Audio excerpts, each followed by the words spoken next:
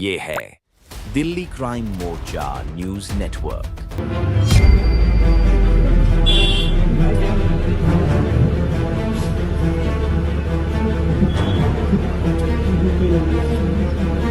पहले दोस्त के ऊपर करा, फिर मेरे ऊपर करा, फिर जिस बचाना है उसके ऊपर करा।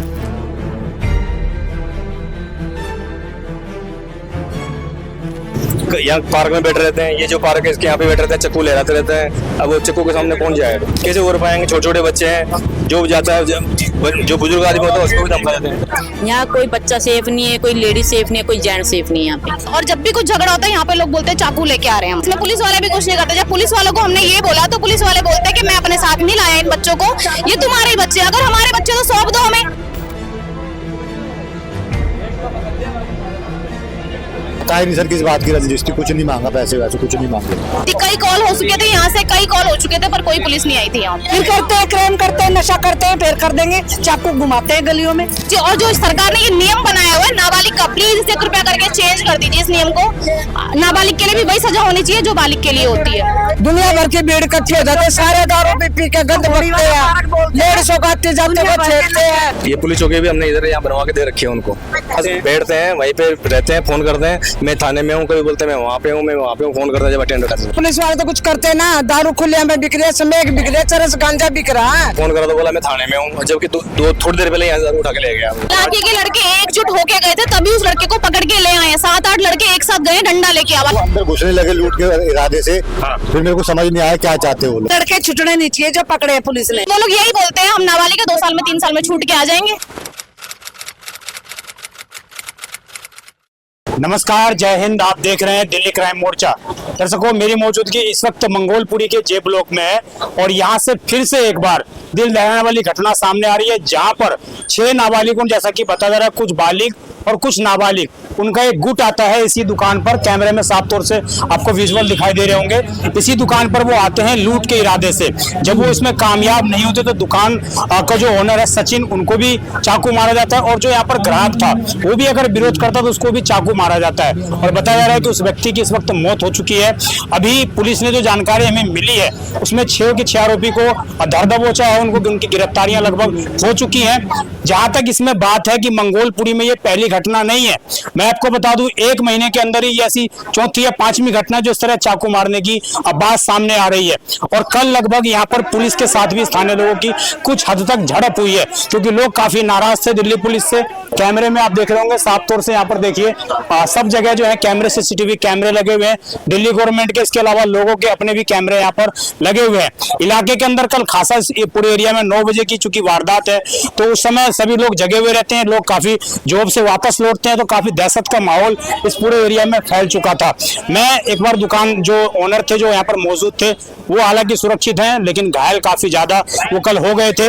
मैं उनसे बात करने का प्रयास करूंगा। इसके अलावा जो यहाँ पर बच्चा रहता था ठीक यहीं पर, उसकी लगभग 5 से 6 साल की बच्ची है। आप समझिए, 5 से 6 साल की बच्ची के सामने उसके पिता को चाकुओं से गोपकर उसकी हत्या कर दी जाती है। दिल्ली के अंदर आखिरकार कानून व्यवस्था किस तरह चरमराई हुई है उसका एक जीता जागता ये उदाहरण है। देखिए, आप देखेंगे तो यहाँ पर भी पुलिस ने जो इस तरीके से कुछ मार्किंग कर रखी है और यहाँ से वहां तक लगभग ये पूरा रोड और पूरा ये जो बरामदा है कल खूनम खून हो चुका था। यहाँ पर हर जगह सिर्फ ब्लड लोगों को दिखाई दे रहे थे। अभी हमारे साथ जो दुकान के ओनर थे और उस वक्त ये मौजूद थे। क्या नाम है सर आपका? मेरा नाम सचिन है सर। सचिन जी, कहाँ रहते हैं आप? मंगोलपुरी में रहते हैं? Mangolpuri Y block. और ये कौन सा ब्लॉक है? जे ब्लॉक है। ये दुकान आपकी अपनी है किराए पर? किराए पर है सर। किराए पर है जी। कब से दुकान है ये? 2 साल हो गए। 2 साल हो गए। ये क्या हुआ था कल रात में, कितने बजे की बात है ये? 9 साढ़े 9 बजे की बात है। 9 साढ़े 9 बजे की बात। क्या देखा आपने? कितने लोग थे ये?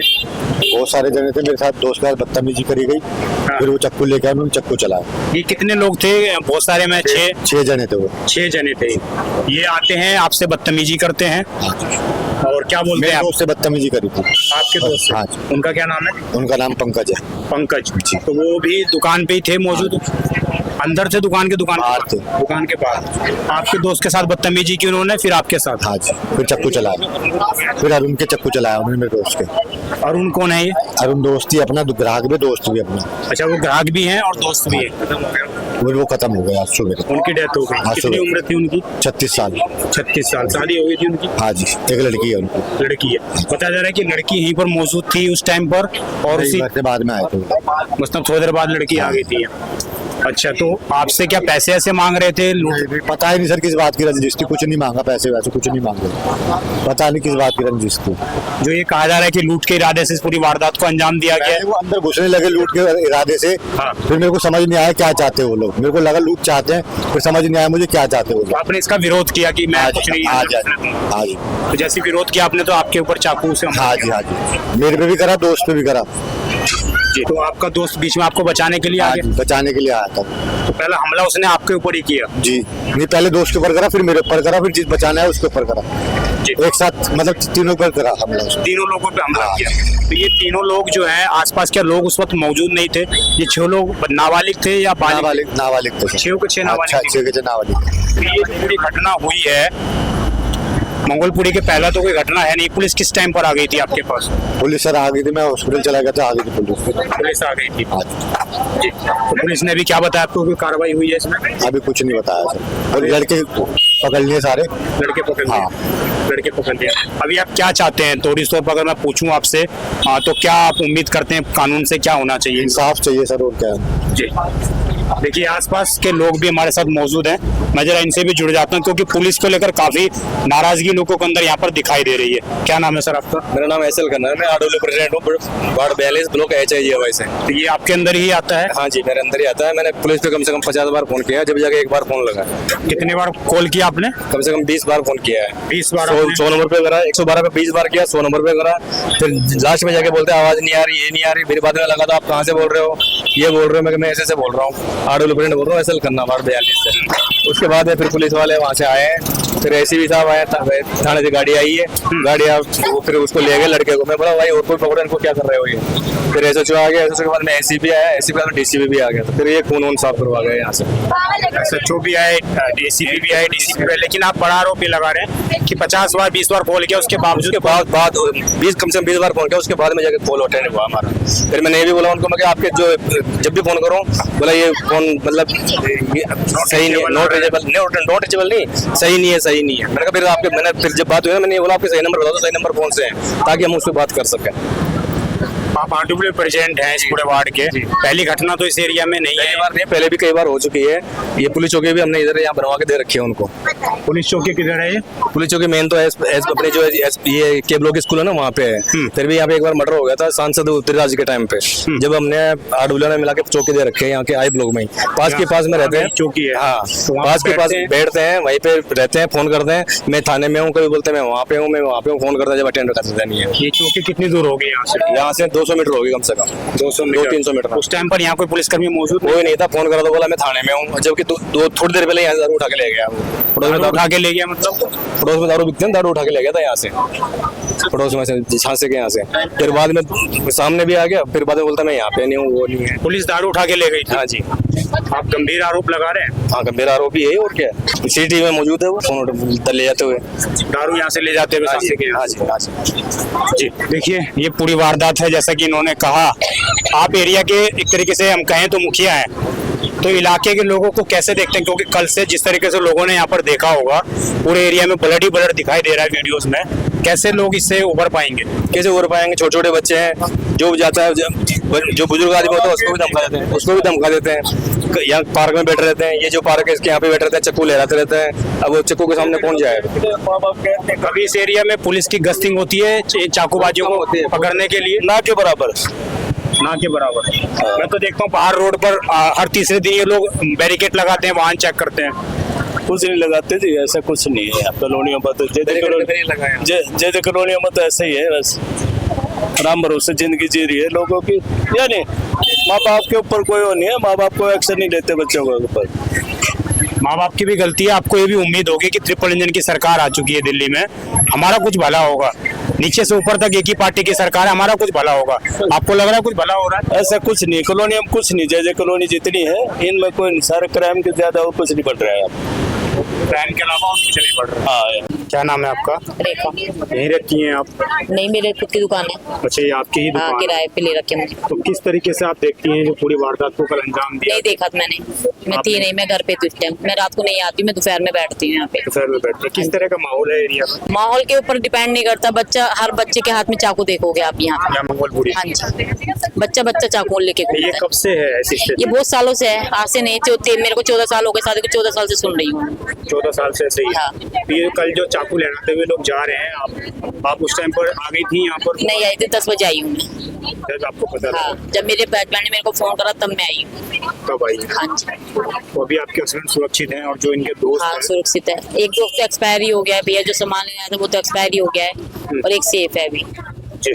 उसके फैमिली के बारे में क्या पता है आपको जिनकी डेथ हो गई है? वो उनकी एक बेटी है 10 साल की, और क्या है भैया, कुछ नहीं है। 10 साल की बेटी? वाइफ है। जी। तो इस एरिया में कोई ऐसी पहली बार? एरिया में नहीं, सब एरिया में, यहाँ Y block, Q block, P block, सब एरिया में ये यहाँ से हो रहा है रोज। पूरे मंगोलपुरी में? पूरी मंगोलपुर में। कल संजय गांधी में इतने सर फटे हुए हैं, इतने चाकू लगे हुए हैं लोगों के। पी ब्लॉक, क्यू ब्लॉक, ये सब आई ब्लॉक, इसके ही थे सब। और इस एरिया में तभी पुलिस की मतलब कोई सुनवाई नहीं है सर, कोई सुनवाई नहीं है यहाँ पे। यहाँ कोई बच्चा सेफ नहीं है, कोई लेडी सेफ नहीं है, कोई जेंट्स सेफ नहीं है यहाँ पे। जो नशा करता है वो सेफ है बस। जो नशा करता है वो हाँ, safe। नशे वाले सेफ है, बाकी कोई सेफ नहीं है यहाँ पे। आम लोग नहीं रह सकते हैं? नहीं रह सकते। ये आप ऊपर ही रहती हाँ है? जी, बिल्कुल ये कल आपने देखा था ये? बिल्कुल बिल्कुल बिल्कुल। तो क्या आपको लग रहा है कि इस एरिया में पहले ही कोई वारदात है ये? नहीं, ये आम हो चुकी है ये बात, आम बातें हैं ये सब। जी। और इसके खिलाफ जब जाते हैं तो सब, हर कोई डरेगा। जब उनके हाथ में चाकू होता है तो कोई हिम्मत नहीं करता सामने जाने, क्योंकि जो ये कांड हुआ है ये रात को बीच बचाव के कारण ही हुआ है। वो किसी और पे वार कर रहे थे, उन्होंने बचाया तो उन पे वार कर दिया गया है। जब ये घटना देखिए तो कौन दूसरा बचाने के लिए आएगा? कोई नहीं आएगा। अपनी जान से बचाने आए, उनकी ही डेथ शायद? उन्हीं की डेथ हुई है। वो बीच बचाव कर रहे थे, किसी और को मारने आए थे वो।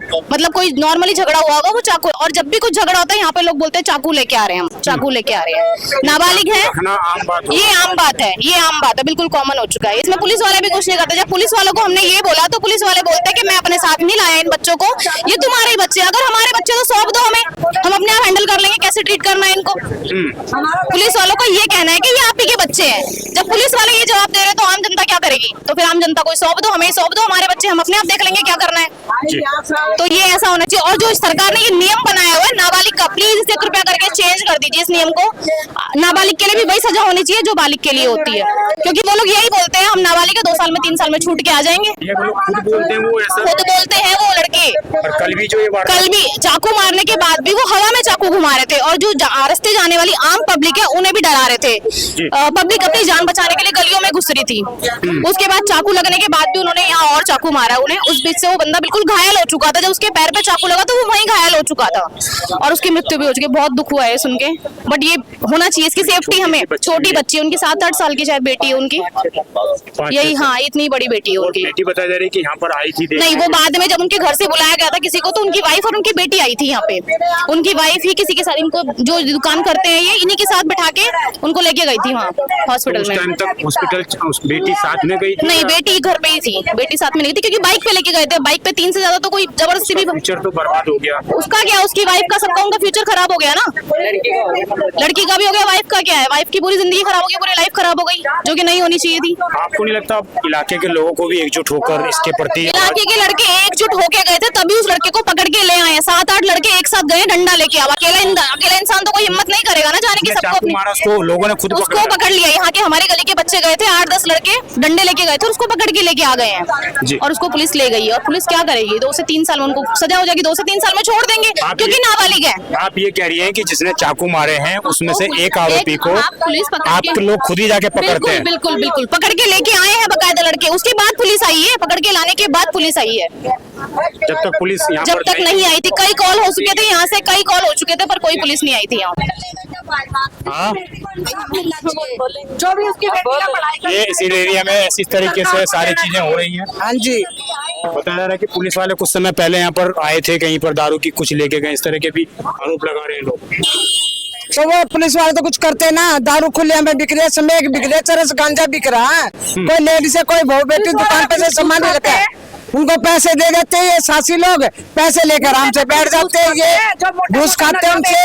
और जिनका बच्चा जाता है उनके दिल से पूछो ना, वो बच्चा गया हमारा तो हमारे दिल से पूछो ना। छोटी सी बच्ची है उस लड़के के पास है, वो बहू है बेचारी रो रो के पागल, अभी मिट्टी भी नहीं मिली है, तो घर तो बर्बाद हो गया ना। वो मारने वाले का वो तो साल में 2 साल में छुटका आ जाएगा, छोड़ देंगे पुलिस वाले घूस खा के। छुटने नहीं चाहिए, वो लड़के छुटने नहीं चाहिए जो पकड़े पुलिस ने रात को। आपको नहीं लगता कि अगर ऐसे छोड़ के आते रहेंगे फिर यहाँ आगे क्राइम करते हैं, फिर करते हैं क्राइम करते हैं, नशा करते हैं, फिर कर देंगे, चाकू घुमाते हैं गलियों में। और आप लोगों को अंदर देख दहशत का माहौल बनाया जा बन गई, डर लगेगा इसलिए बाहर बैठने के। हमारे भी बच्चे हैं, हमारे भी जवान है, जाते होते काम के लिए, घर में बैठ के तो कोई खा नहीं सकता, बाहर तो जाएगा ही काम करने के लिए। हर टाइम ये डर लगा रहता है कि हमारे बच्चे अच्छे से घर पे आ जाए।